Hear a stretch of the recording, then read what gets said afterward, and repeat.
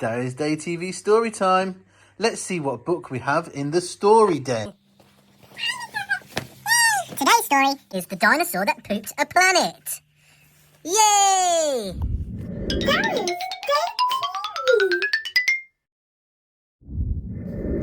Danny and Dinosaur liked to have fun. Some days they had lots, some days they had none. One day they were bored, they had games to play. Danny said, "Dinosaur, what shall we do today?" "We could mow the lawn, we could tidy the place. We could do our chores, we could go to space." "But you mustn't forget to have lunch," said their mummy. "You cannot have fun without food for your tummy." So they packed a packed lunch for the Science Museum, where rockets were kept if you wanted to see them. There were hundreds of rockets and spaceship surprises, tall ones and small ones of all shapes and sizes, and one that was ready to launch with a door big enough for a boy and his pet dinosaur. Look, it's book. They ignored all the warnings, they couldn't care less. They pressed all the things they shouldn't have pressed. Mommy. T-minus 5, 4, 3, 2, 1 ignition. They started the intergalactic space mission. They flew higher than houses and buildings and cranes, much higher than birds, even higher than planes. "We're in space," Danny yelled as they floated around, but the dinosaur's tum made a rumbling sound. "Is it time to have lunch?" Danny looked at his watch. Then he looked all around for the dino's lunch box. Then he started to worry, then started to panic. They left their packed lunches back home on their planet. Uh-oh.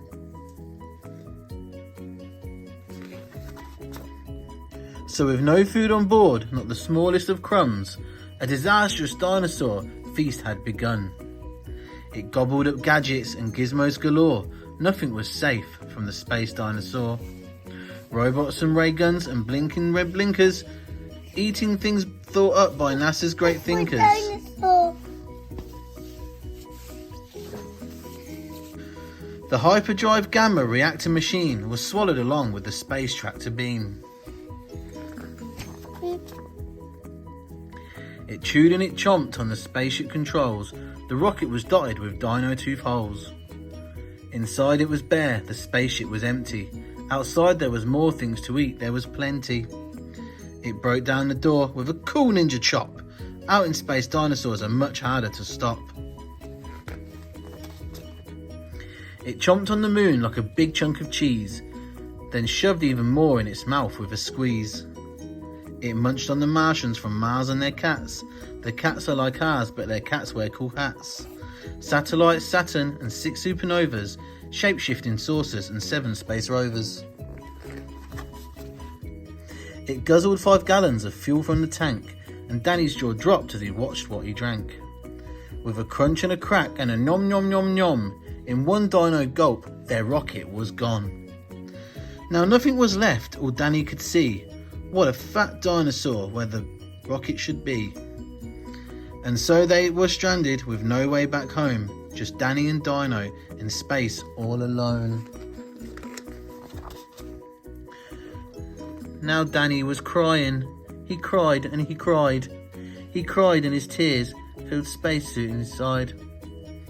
Unless they were going to stay there forever, the dinosaur needed to do something clever. With the feeling of guilt deep down in its gut, its brain brewed a plan involving its butt. It knew there was only one thing it could do.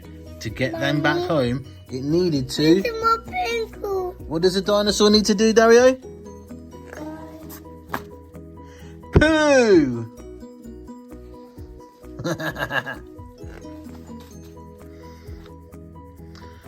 Like a poop-powered rocket, the dinosaur flew. Dan hopped on its back and he watched as it pooed. It pooped out the robots and ray guns and blinkers, the things NASA's thinkers thought up were now stinkers. It pooped out the moon, it pooped out the stars. It pooped the space rovers and the Martians from Mars.